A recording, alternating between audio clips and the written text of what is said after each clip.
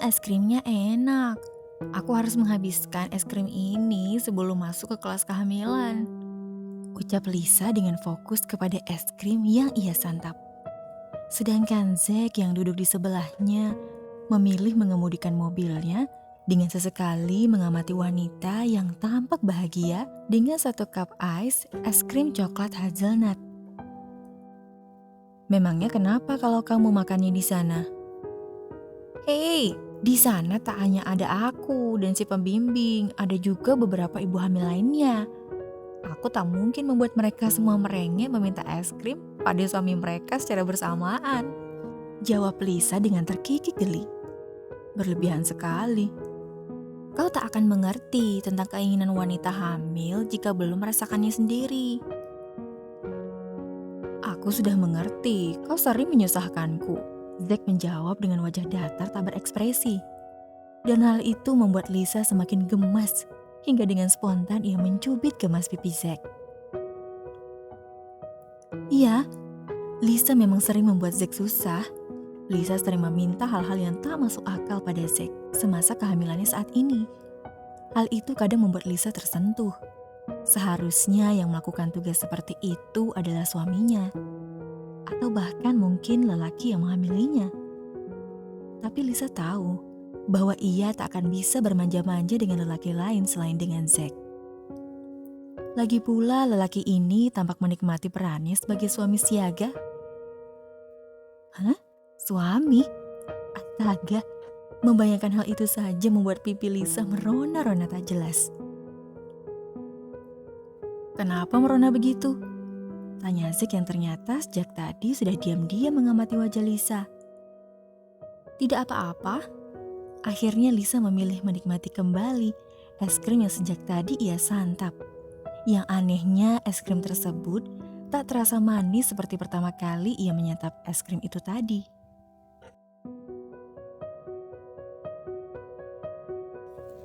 Zack masih tak menyangka jika ia akan melakukan hal ini. Berperan seperti seorang suami siaga untuk Lisa. Memang ia harus melakukannya, karena secara teknis bayi yang dikandung Lisa adalah anaknya secara biologis. Iya, Zacklah sang pendonor tersebut. Entah setan apa yang merasukinya saat itu. Ketika Lisa mengatakan niatnya untuk memiliki bayi dengan cara tak normal seperti inseminasi buatan, Zack sempat menentangnya. Sebenarnya jika Lisa ingin memiliki bayi sendiri dengan bantuannya, Zack tak akan menolaknya. Bukan karena ia mesum atau cabul, tapi karena Zack memang sudah berada pada titik tak dapat menolak apapun keinginan Lisa. Jika Lisa ingin dia menghilang dari muka bumi ini, maka Zack akan melakukannya. Tapi Zack tak memiliki keberanian untuk mengusulkan niatan tersebut.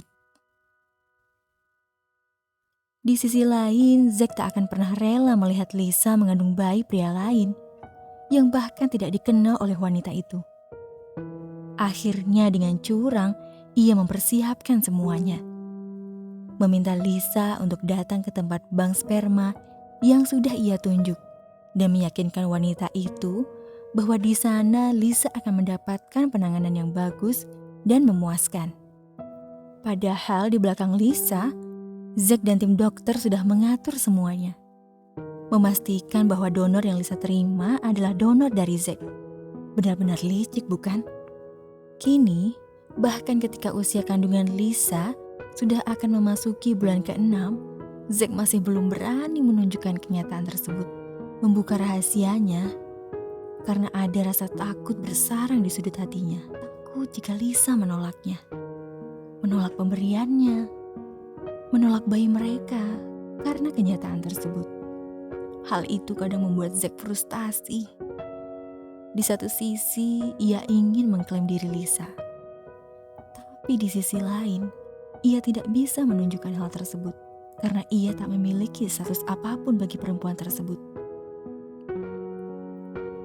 Zack juga takut jika ia tak dapat mengendalikan diri, bersikap berlebihan, hingga membuat Lisa curiga atau mungkin lari ketakutan. Karena sikap tak masuk akalnya. Karena itulah, Zack hanya bisa bersikap diam, tapi tetap siaga kapanpun Lisa membutuhkannya. Ketika Zack sibuk dengan pikirannya sendiri, suara sang pelatih kelas kehamilan membuat Zack mengangkat wajahnya dan memilih fokus mengikuti gerakan yang diajarkan oleh pelatih tersebut. Zack dan para suami di sana diminta untuk memijat pelan bagian pundak dan punggung pasangannya. Sedangkan para ibu hamil diminta untuk rileks, menikmatinya, sesekali berlatih pernapasan. "Kau menyukainya?" tanya Zack kemudian. "Tentu saja, ini sangat enak," Lisa menjawab.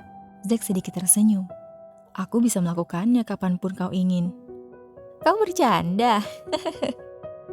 Lisa tertawa. "Kau tahu, aku selalu merasa tulang-tulangku remuk setiap malam. Padahal usia kehamilanku belum memasuki trimester terakhir." "Apa trimester terakhir adalah yang paling buruk?" "Iya, banyak yang berkata bahwa perempuan akan menjadi monster saat memasuki trimester terakhir dalam kehamilan." "Oh, lucu sekali." Zack tahu bahwa Lisa sedang bercanda. "Astaga, aku tidak bercanda. Badan kami akan semakin rapuh. Kami akan sulit tidur dan akan banyak lagi kesusahan yang akan kami alami." "Kalau begitu, tinggallah di tempatku." Lisa menolehkan kepalanya ke belakang, menatap Zack seketika, sedangkan Zack segera menghentikan pergerakannya. "Tinggallah di tempatku, dan aku akan menemanimu melewati masa-masa itu." Oh, ucapan Zack begitu lembut, begitu memabukkan hingga Lisa yakin jika ia kini sedang terpana dengan perkataan lelaki tersebut. "Pikirkan lagi, Lisa. Aku ingin kau melewati semua itu bersamaku. Demi dirimu, demi bayimu." Lanjut Zack lagi. Lisa benar-benar terpana dengan perkataan lembut dan menggoda tersebut. Hampir saja Lisa terlena dan mengiyakan apa yang diusulkan Zack. Jika bukan si pembimbing menegur keduanya karena tak fokus pada pelatihan. Akhirnya keduanya kembali memfokuskan diri dengan kelas kehamilan. Meski dada mereka tak berhenti berdebar kencang, meski ketertarikan fisik di antara mereka meningkat dengan tajam, dan juga meski pikiran mereka tak sedang berada di dalam kelas kehamilan tersebut.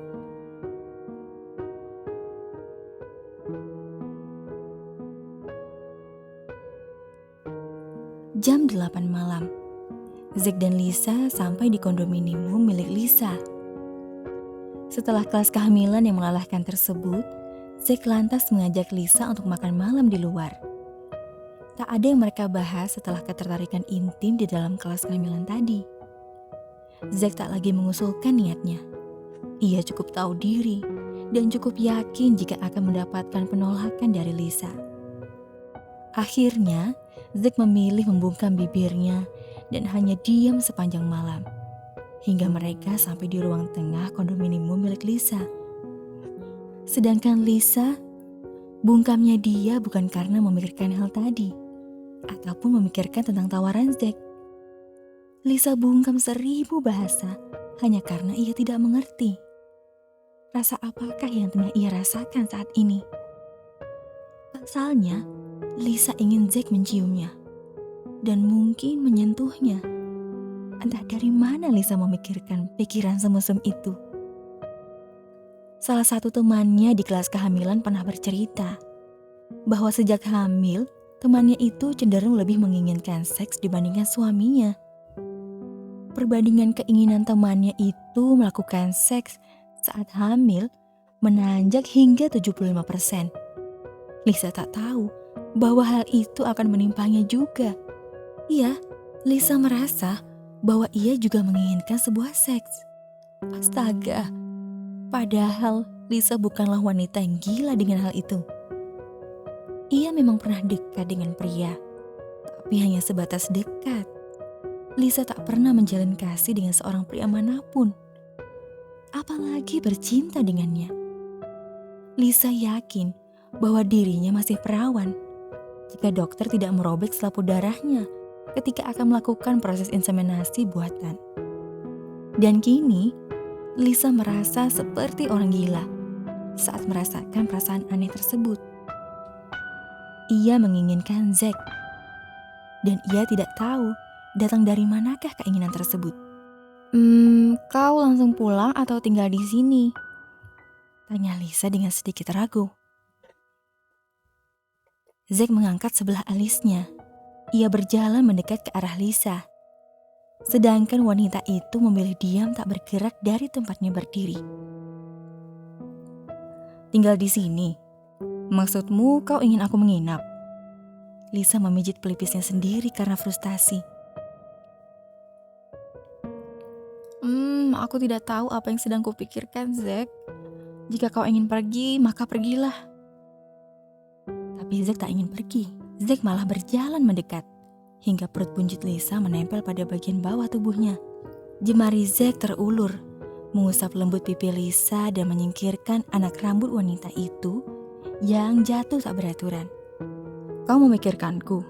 Ya, Zack memang bukan orang yang suka berbasa-basi. Aku tidak tahu. Lisa tak ingin mengaku. Tentu saja, tak mungkin ia mengatakan pada Zack jika lelaki itu membuatnya terbakar dengan gairah saat ini. Demi Tuhan, Lisa, katakan, apa kau memikirkanku? Tanyanya sekali lagi. Lisa menundukkan kepalanya. Dengan pasrah ia menjawab. Iya, aku memikirkanmu. Dan aku tidak mengerti apa yang membuatku memikirkanmu. Kau ingin aku menginap? Pertanyaan itu sontak membuat Lisa mengangkat wajahnya, menatap wajah Zack yang sedang menunduk menatap tajam padanya. Zack, aku takut ini akan merusak semuanya. Kau tahu, hormonku sedang kacau, jadi aku... Lisa tak mampu melanjutkan kalimatnya. Karena saat ini, Zack sudah menyambar bibirnya, melumatnya dengan lembut, penuh gairah. Oh, Lisa merasa terbakar saat ini juga. Zack tak perlu lagi menggodanya, karena Lisa tahu akan berakhir di manakah mereka malam ini. Ya Tuhan, Lisa benar-benar menginginkan Zack. Begitupun sebaliknya.